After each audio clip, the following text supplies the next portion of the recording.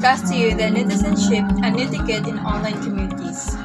In this lesson, we define the difference between netizenship and netiquette, formulate a set of netiquette guidelines, and create a campaign video to promote netiquette. Netiquette is a set of unofficial rules for good behavior and politeness followed by users of online and digital technologies, such as the internet, email, and chat rooms. It is thus the practice of exercising polite and considered behavior in online contexts such as internet discussion boards and personal email. So what is netizenship? Netizenship is a term. Netizen is a portmanteau of the words internet and citizen, as in a citizen of the net or net citizen. It describes person actively involved in online communities or the internet in general. What is netiquette? Netiquette is a short for internet etiquette, just like etiquette in a code of polite behavior on the internet.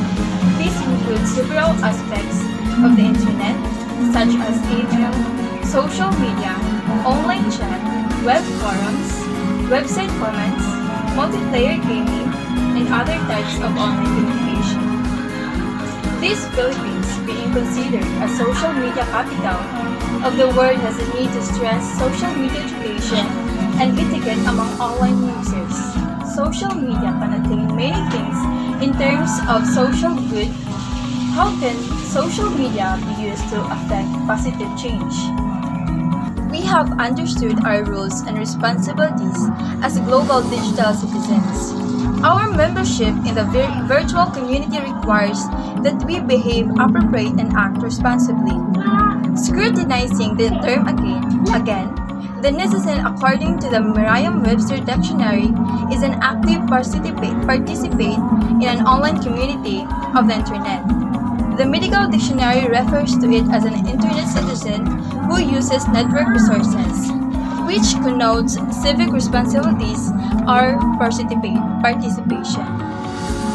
The citizenship means citizenship in the internet or in the virtual world. As responsible netizens, we are all expected to support a healthy interactions on the internet.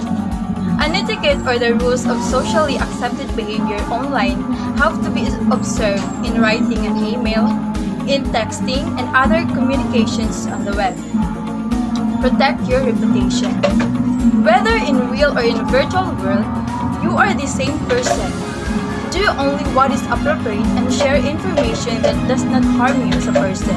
Number 2. Respect others. Respect begets respect. Treat everyone with respect even if you have not seen him or her in person. Be judicious about what you say in your own and others' pages. Number 3. Express yourself clearly and use emotions.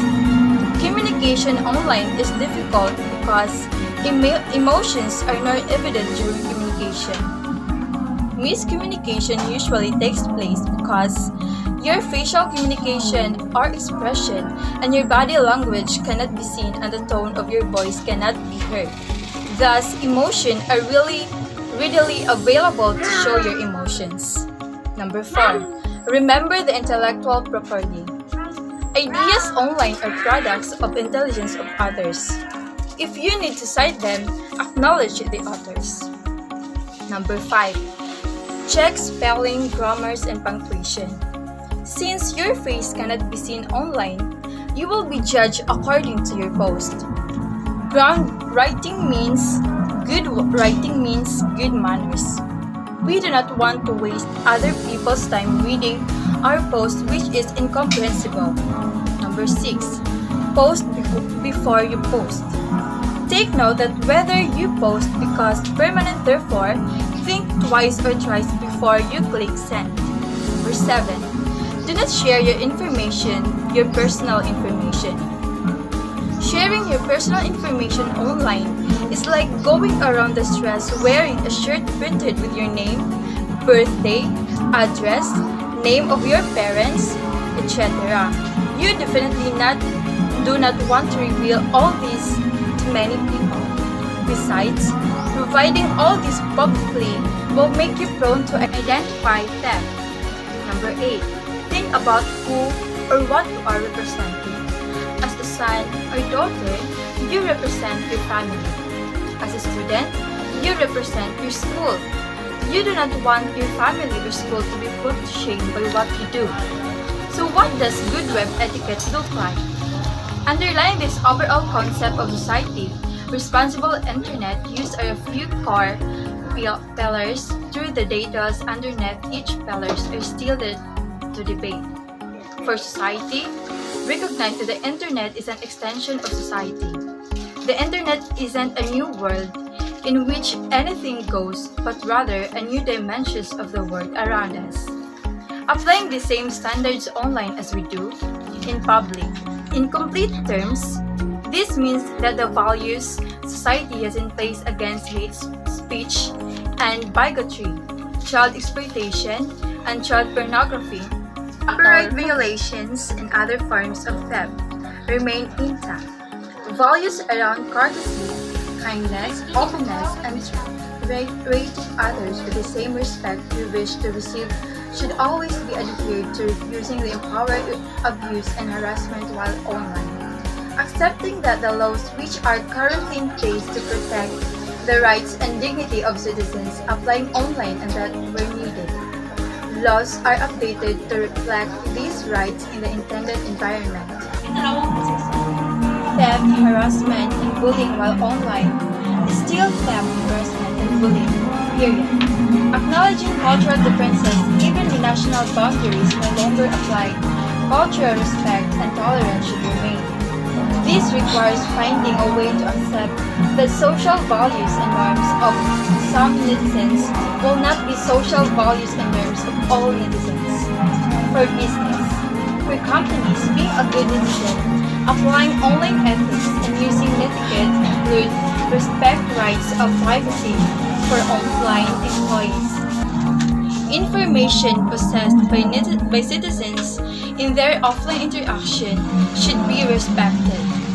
Maintaining transparency in information policies by taking action so that consumers can easily and quickly understand how the company is their information and protecting them from harm.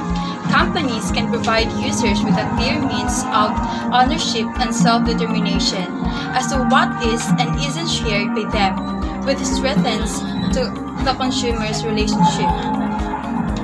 Netiquette is a combination of the words network and etiquette and as defined as a set of rules for acceptable online behavior. Similarly, online ethics focuses on the acceptable use of online resources in a social environment. Both phrases are frequent interchange and often combined with the concept of the netizens with itself is the construction of the words internet and citizens and refers to the both a person who uses the individual who accepted the responsibilities of using the internet in productive and socially responsible ways. Over the course of this topic, that when thinking of the issues surrounding in digital citizenship in schools, it's helpful to drop the digital. After all, in our current society, our lives are becoming increasingly digital. There are very few interactions that do not include a digital component. They leaves us with citizenship. Encouraging citizenship in students is by no means a new thing. We encourage good citizenship in the classroom, playground, and sports fields. We reward students for demonstrating it.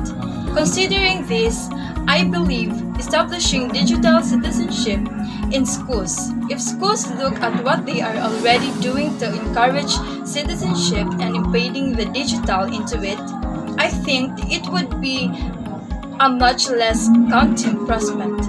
I do believe that teachers struggles with understanding the scope of digital citizenship and worry about how they will fit another thing into the curriculum. However, when you examine what is going in many primary classrooms today, you will find many practices already developing key aspects of digital citizenship without bindings using aware that is what they are doing. what is required knowledge of digital citizenship so that the learning can be tied together. And digital citizenship outcomes are very made explicit. It is only through embedding it into current class learning experiences that the fluencies and dispositions will be developed through experiential learning.